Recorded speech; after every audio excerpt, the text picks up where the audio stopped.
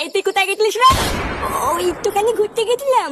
ঘুরতে গেছিলিস? সোরের বাচ্চা তুই পল্টুর মেয়েকে কি লিখেছিস? এই মিলিতে আমি আবার কি লিখলাম? আমি তো কিছু লিখিনি, আমি জানি না। কি হয়েছে? বাঞ্চার ছেলে আবার মিথ্যে কথা বলছিস? লেওড়া তুই ছেলে পল্টু কি তাহলে বাড়ির উপরে এসে এমনি এমনি গরম মেরে গেল? তোর না কিছু বলি না বলে তুই খুব বার বেড়ে গেছিস। হ্যাঁ এই কি হয়েছে রে ফুটো? ফাটা এসেছে? হ্যাঁ এই দেখো ঢ্যামনাটা এসেছে।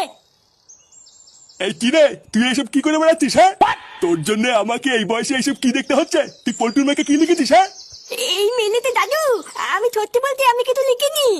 আর তোমরা এই যে কি লিখার কথা বলছো, আমি তো কিছুই বুঝতে পারছি না। কি হয়েছে? কিছুই বুঝতে পারছিস না তাই না? দেখবি সেটার উপরে এখন একটা পাড়া মেরে ধরবো।